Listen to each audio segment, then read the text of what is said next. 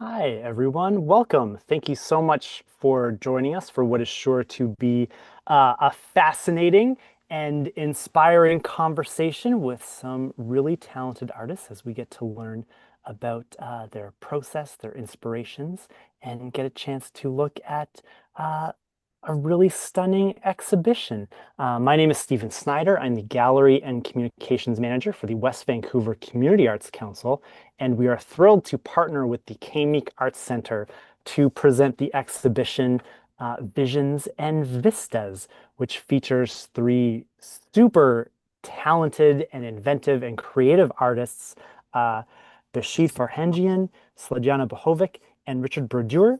And we have two of those artists with us tonight. We have Behshid and Sladjana. Richard unfortunately can't join us, but we'll get to learn a little more about him later. Um, if you have any questions or comments for our artists, you can drop those into the chat and we will get to that a little bit later. So Visions and Vistas is currently on display at the Kamiq Arts Center in West Vancouver, which is on the unceded and traditional territories of the Squamish Nation. And the Arts Council recognizes what a privilege it is to be on these beautiful lands to celebrate all kinds of arts and culture with and alongside our host nations. So, Visions and Vistas. You can see a little sample of it behind me, and you'll get to see a lot more later as we go. But our three artists are really talented painters, and they've all taken very different and unique approaches to landscapes and putting their own unique spin and personality into them. So let's get started and let's meet two of our artists. Let's start with Sladjana. Could you please tell us a bit about you? Okay, so I've been drawing my whole life. My mom said since I could hold my pencil in my hand, I started drawing. And I remember I would just take paper and pencils wherever we would go. My grandparents, I would always just draw a whole day. And then later on, I would also, those paper dolls were popular in the 80s. So whole streets, I would make those paper dolls, all the wardrobe. And then one of the moms, but she saw that, she said, oh, you should be a fashion designer.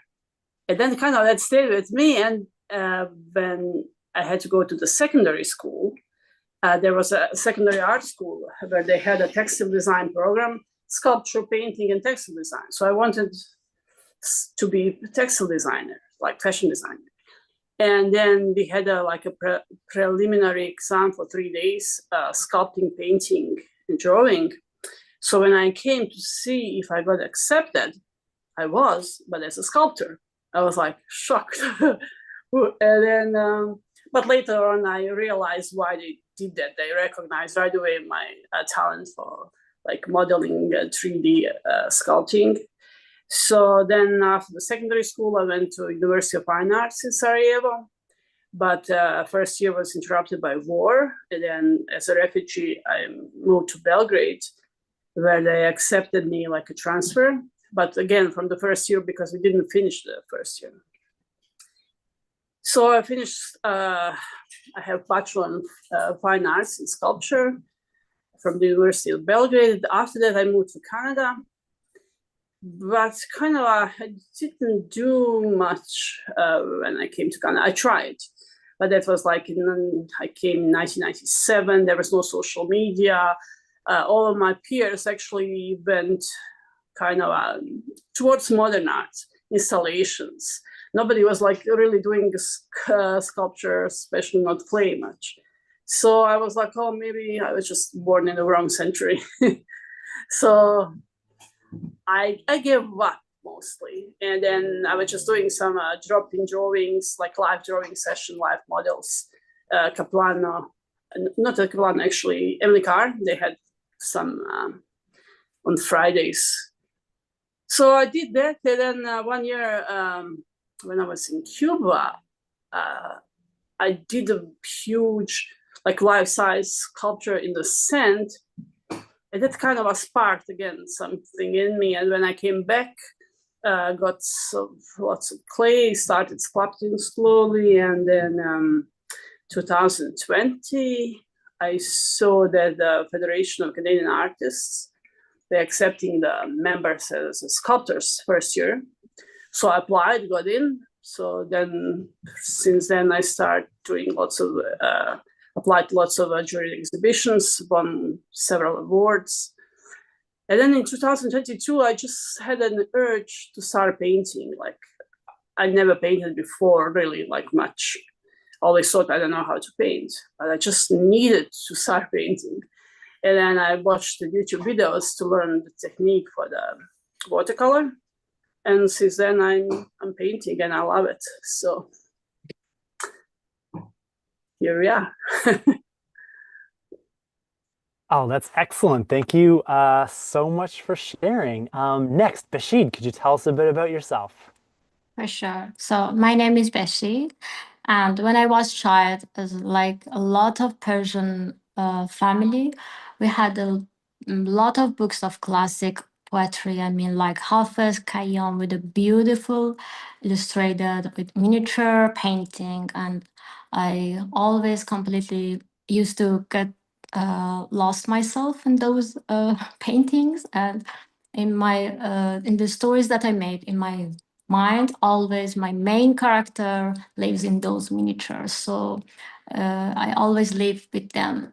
And as I grew up, I interested to historical Iranian architecture, studied in interior designer and rehabilitation and restoration of historical building for my master's.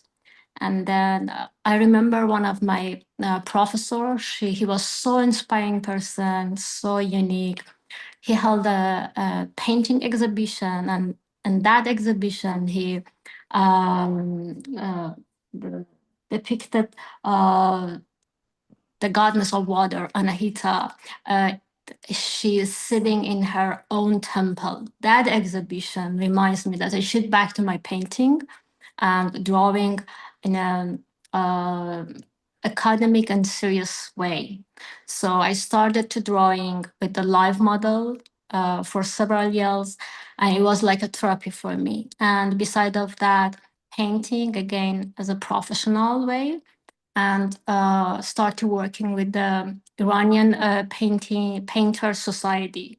I met a lot of unique artists there, and my painting vision makes with them. And because most of my life I live in Tehran, a very crowded city, so always human relationships that they have and cultural issues was my subject in the painting. But after my immigration in 2018, except 2 years that I back to Tehran. So I remember the moment that our airplane was landing. I said, okay, these clouds are so beautiful, and this city gonna be part. I mean, the beauty of this city gonna be part of my painting. So, and for me, living in the city like Vancouver, uh, uh, it's gonna be you're gonna as an artist we have some responsibility, and we should respond to this beauty. And I started to uh, painting the nature. Alongside of this, I always draw and go with my storytelling. So I study in animation concept art as well in Vancouver, and now I'm here.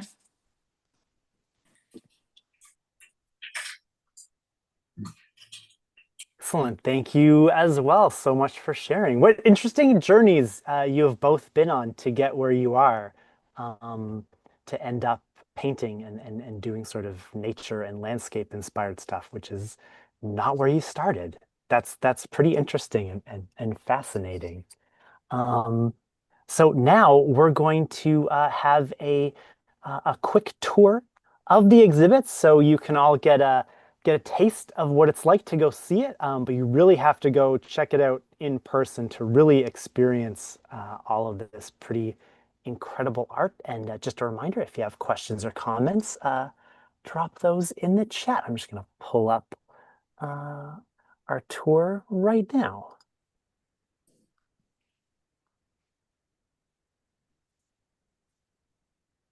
Excellent. So, in the Kamik, they have two fantastic theaters and floors where they have asked the Arts Council to curate exhibits. So, here on the Grosvenor Theater, on kind of the main floor, you just saw sort of a sweeping expanse of it. And the show starts off with these really great watercolors from Sladjana. And then after that, we move into this really big, bold, energetic painting of Richard's. And then we get to move into these really fantastic, full of light and energy paintings by Behshid. And I'll say the Kamik is a fantastic space to be able to present artwork. Beautiful walls, lots of great light, and they also have really fantastic programming there. So they have another theater downstairs, which we have even more wall space.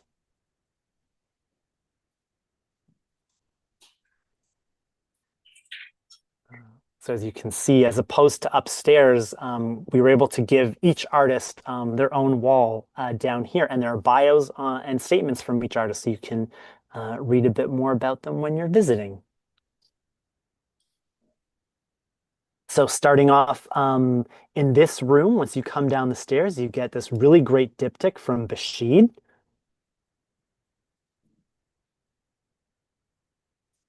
And I have to say, your mark making is really fascinating. It seems so quick, and almost like there's no thought into it, but everything is actually so considered because everything looks like it's done so fast, but it's really smart and really well thought out.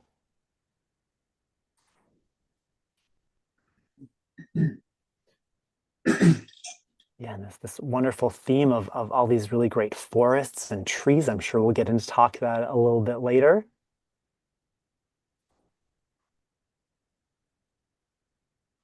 Yeah, and then moving on to more of Sladjana's really vibrant watercolors, with a lot of, again, beautiful lighting and shadows. Uh, and with watercolor, it's easy to make things kind of murky and dull, but you have a really great sense of vibrancy and light with the colors and the way you've worked it.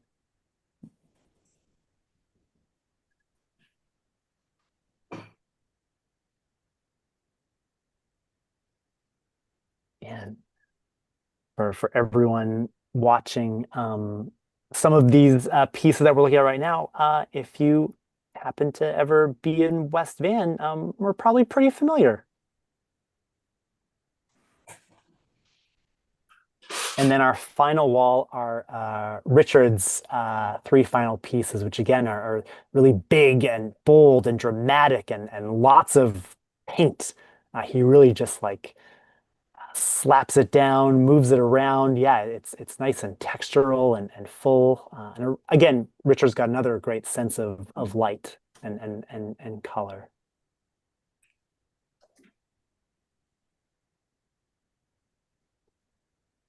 So that is the exhibit. That's Visions and Vistas. That video does not do it justice. You really have to go in and experience all these beautiful scenes in person.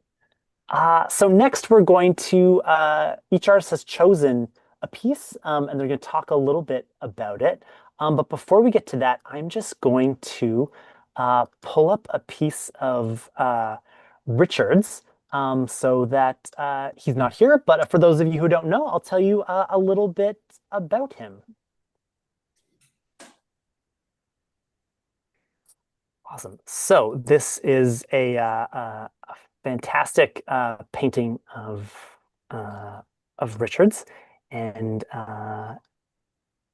the name might be familiar to some of you because Richard Brodeur, you might remember him as King Richard, an exceptional goalie for the Vancouver Canucks in the NHL. He helped the Canucks get the Stanley Cup. He's has a pretty impressive career as a hockey player.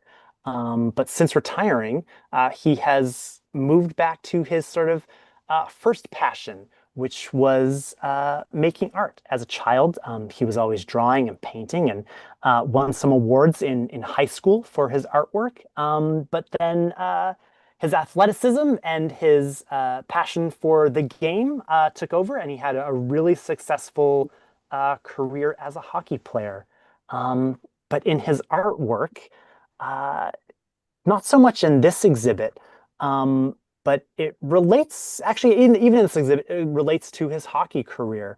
He says the nostalgia of skating on outdoor ice is kind of the premise of his first series of paintings, which sort of depict, kids, on homemade ice skating rinks, sort of capturing that really wonderful and emotional vibe and feeling. Um, but after doing those, he moved off into a sort of more uh, traditional sort of landscape, trying to capture the brilliant colors of distinctly Canadian scenes. Uh, Everything is very West Coast. This, I believe, is a painting from Ucluelet. So it's just imagine being out there on the shore looking across those waters. His colors are pretty interesting too. Lots of exaggeration, picking up on colors that you might not think are natural, but at a certain time of day when the light's just right, you'll definitely see those colors. For over 30 years, Richard has been a member of the Federation of Canadian Artists. He has had exhibitions in galleries all over BC, Canada, all over the world. He considers himself a storyteller, trying to bring joy to people, wanting to make them smile and bring them back to quiet and simpler moments in time that they may have enjoyed being out amongst our natural beauty.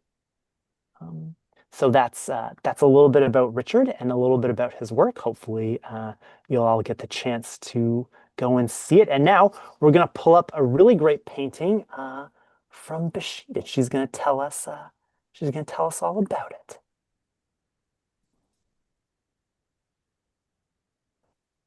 Awesome. Thank you, Stephen. So this painting is the first painting that I created for this series. And as I understand for the nature, for me, I need my inner peace.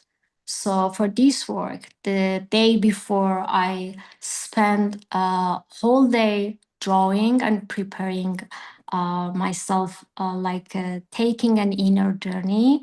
And the day after, I went to Victoria Park in Vancouver and walking around 1 hour and a half and try to be so open for the energy that environment gave it to me, and just paying close attention to the world around myself. So this corner, I mean, the scene that you see as a painting, was calling me, invited. It says, sit and paint. And I did. And the things that excited me was the rhythm and the harmony that every element has. The trees, bushes, path, sky. For me, they has its own characters, textures. I mean, in reality, not in my painting, but uh, but as a scene, when you see them, they are one whole. They are unified. So I thought they should have this inner excitement in my painting. It is my responsibility as an artist about this scene. So I spent 5 hours there just for painting and took a couple picture and back home and continue working on it for several for next few days. And I thought that for this painting, I thought as long as I could feel this scene, I could feel this feeling, this inner exciting, it means my painting doesn't finish, because my feel should transfer to the calmness. And in reality, it happened. When I get calm, my painting finished. And it was, for me, it was the sign. So if I do not have that sense during the painting, it's gonna be like an ordinary landscape, and it doesn't have any, painter's emotion. So I'm really grateful to have this sense during the painting and try to keep it till the end. Oh, thank you so much for sharing, Behshid. That's so interesting to hear your process and your thoughts. Because Thank as you mentioned, rhythm and harmony are sort of important to try and capture that, and this idea of energy. Because as you looking at this piece, there's so much movement, right? In just how the branches and trees are designed, but also in your paint application and your mark making. So when you say it's kind of meditative and it gets you to a calm space, I find that so interesting because it's such a kind of a contrast to what we're looking at. What we're looking at is so full of life and energy. That's really interesting. Thank you. Yeah, yeah. For the nature paintings, I decided to calm myself first and then just listening to the nature. Let Yeah, it, yeah, it lead me. yeah, that's pretty. Yes. Thank you.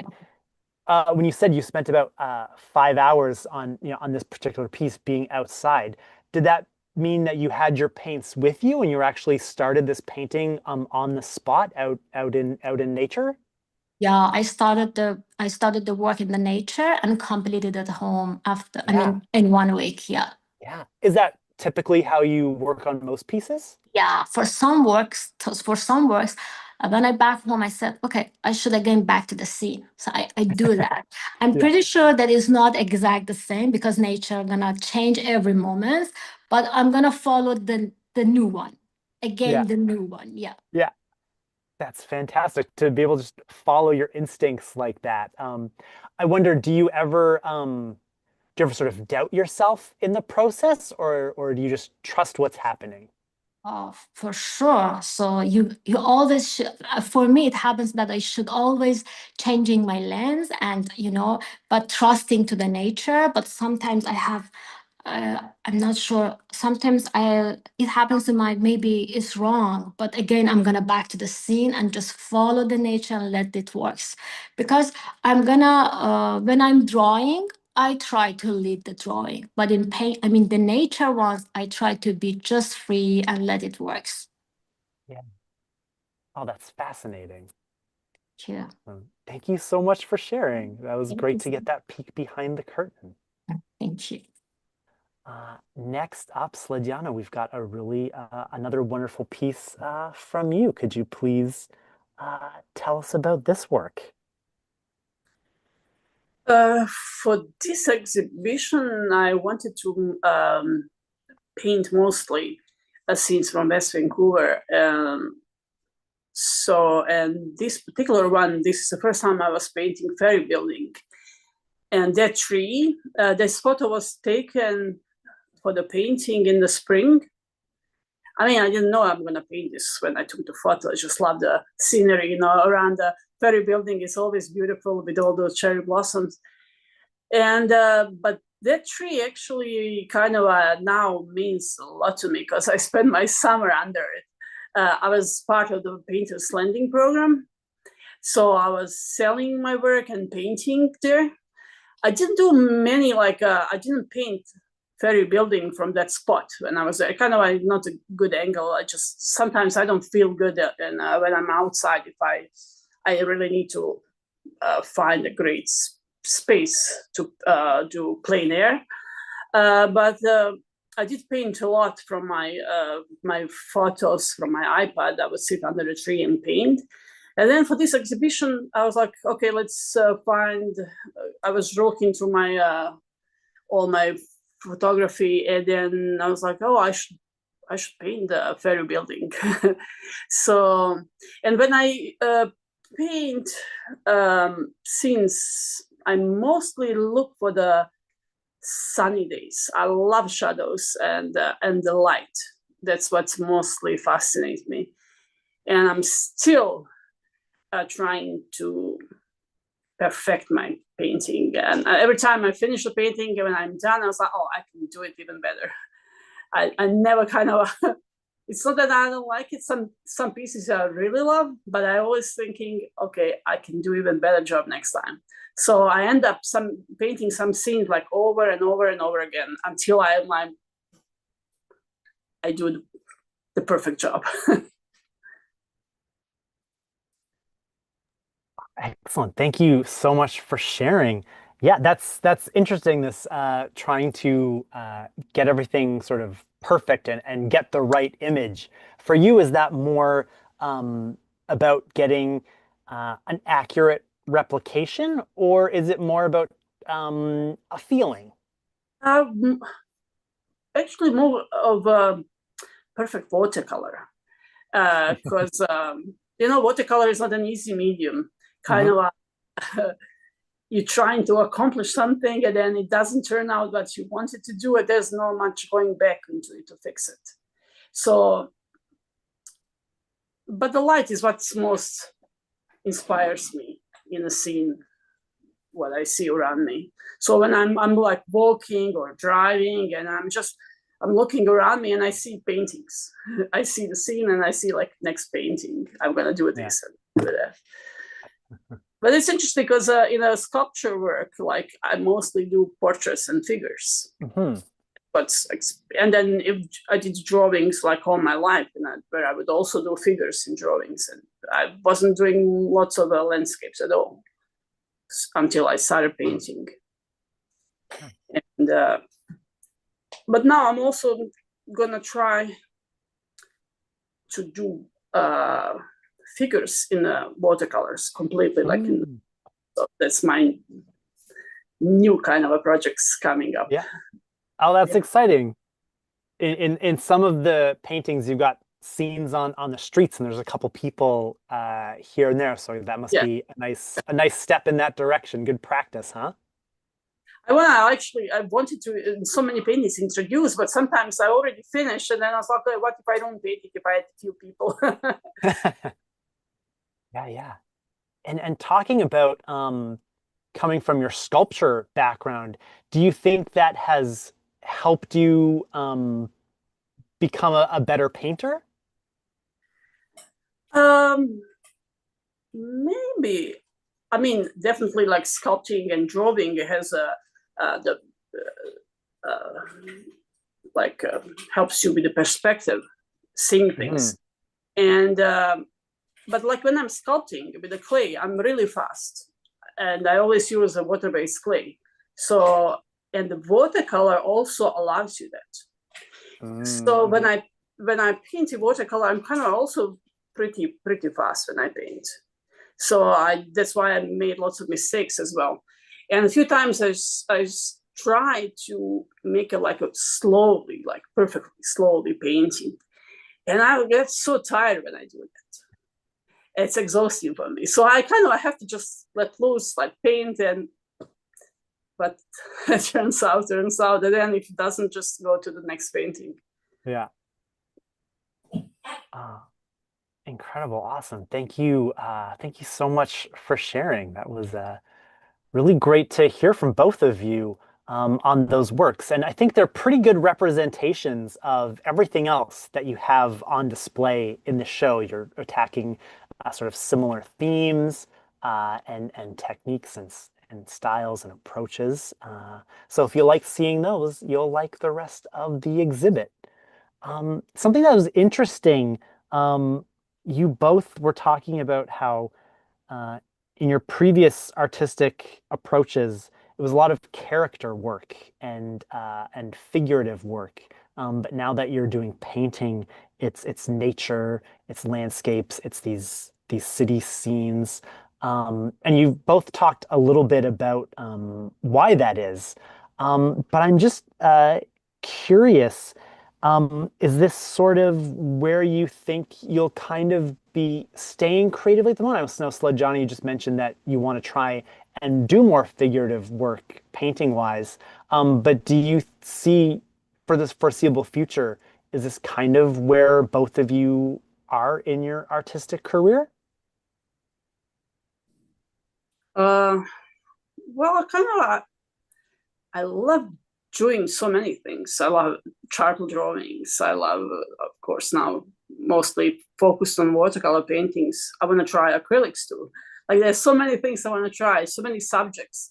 I love paintings. I just love painting the world around me. So there's no like subjects that I was like, oh no, I don't want to do that. Like I want to do everything. I just need more time and paint. And what about you, Bashi? Do you think you mentioned once you moved to Canada, nature, this responsibility to sort of capture this beauty of nature, do you sort of still feel that sort of pull, or do you think you might try and try some new things, or is this kind of what you're feeling right now? I think I'm gonna continue with nature, but I'm pretty sure that I'm gonna try the other subject. Yeah. Yeah, yeah. Yeah. Yeah.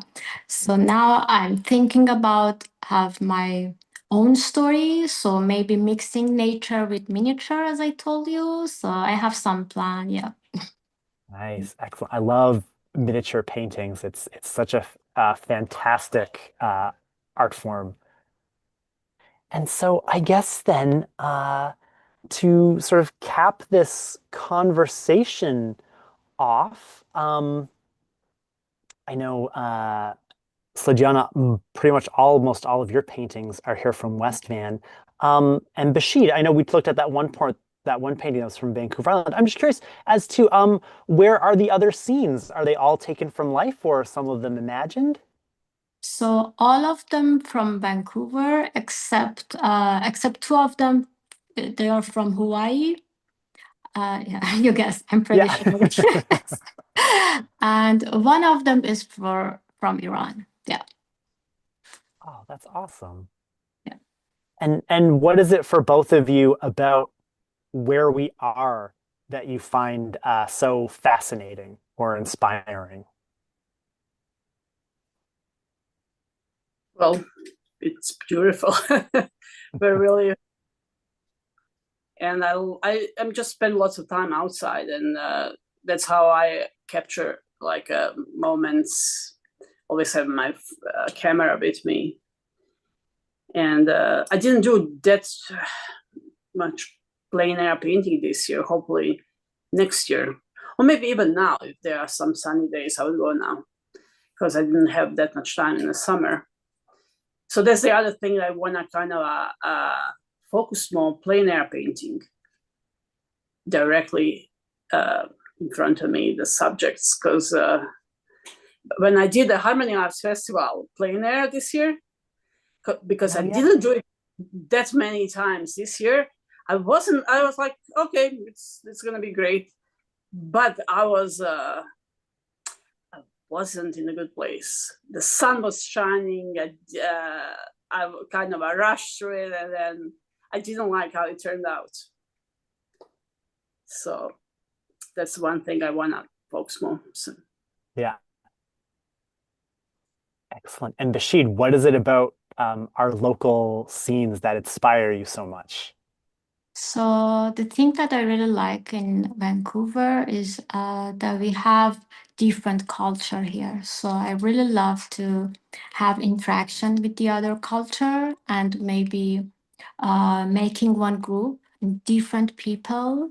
And I think being in the artist group, it's gonna motivate you and open your mind better.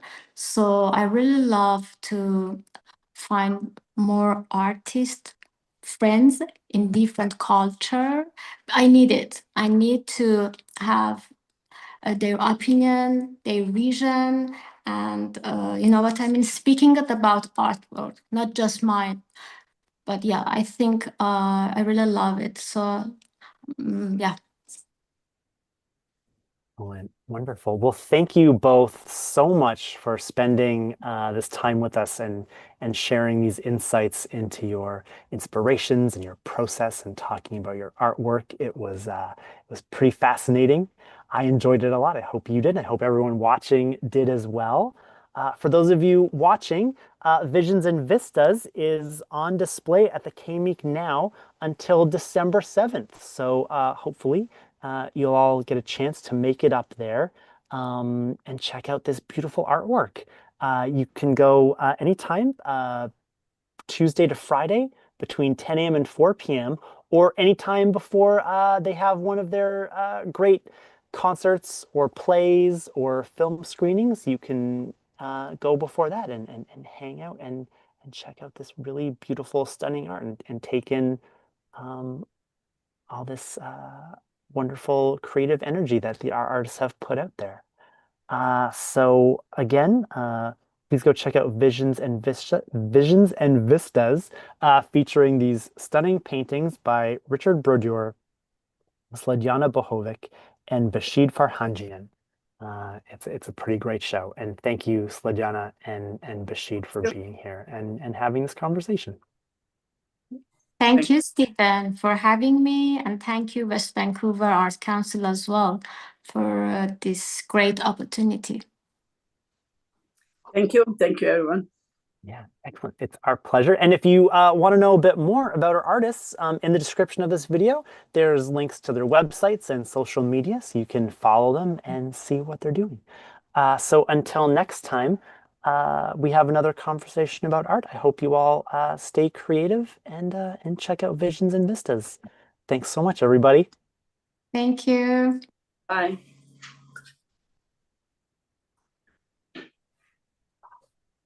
Excellent. Thank you both. That was awesome. That was a great conversation.